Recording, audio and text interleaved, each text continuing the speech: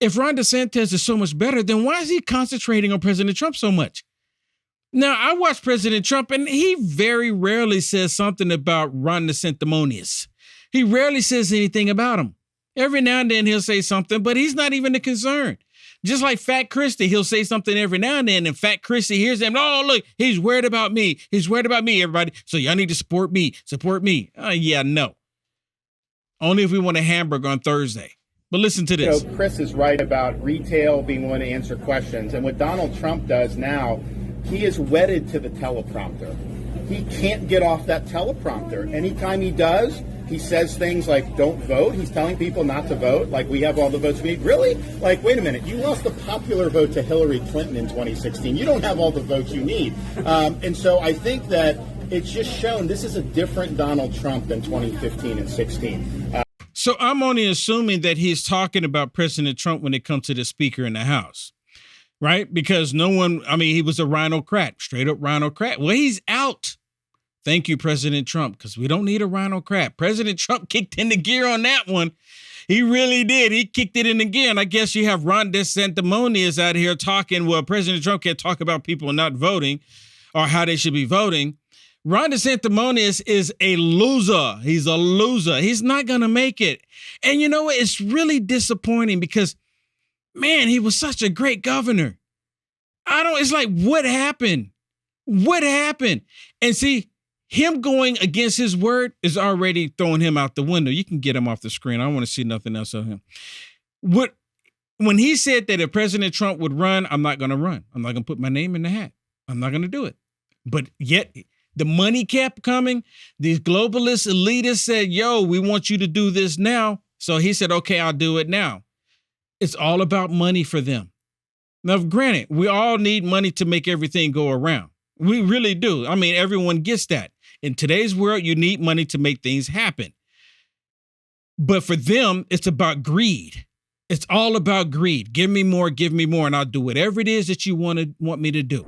I want y'all to look at them. Listen to them because they're asking, what are you doing for humanitarian reasons, right? What are you doing?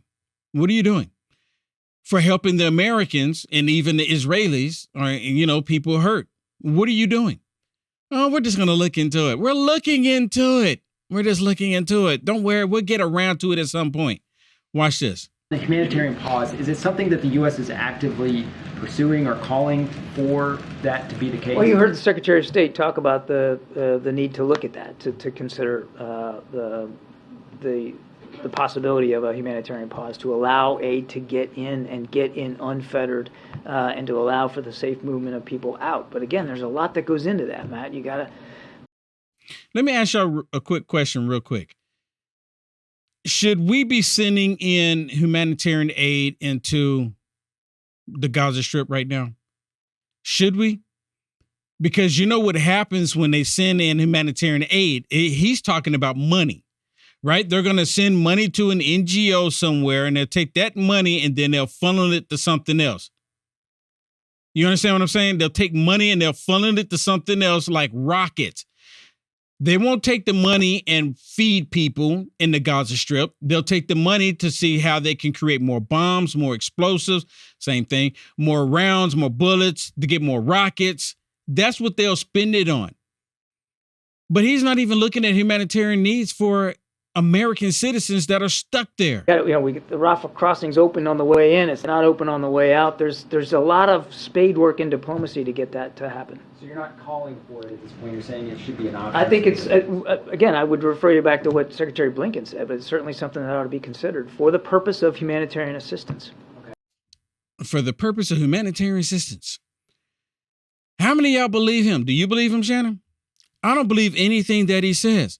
I mean, it's just like, would you say, because we're just looking into it, we're going to look into the reason why we're, if we need to do any humanitarian, we're just going to look into it. They gave Iran $6.6 billion for humanitarian reasons, but yet we have a full-on conflict going on, and we're just going to look into it. Well, Israel did cut off their water. They did cut off the supply route, so food and stuff can't get there. But well, look, I think you kind of have to, Yeah. You know, that's kind. I hate to say that, but that's part of warfare. Yeah. You can't allow your enemy to keep eating and make their bellies fat, right? You can't do that. You got to give them a reason to want to leave. And if there's no resources, no food or anything there for you, you got to move on. Israel was piping free energy into the Gaza Strip. They weren't even charging them. Yeah. They weren't even charging them. My question is this is truly like biting the hands that's feeding you.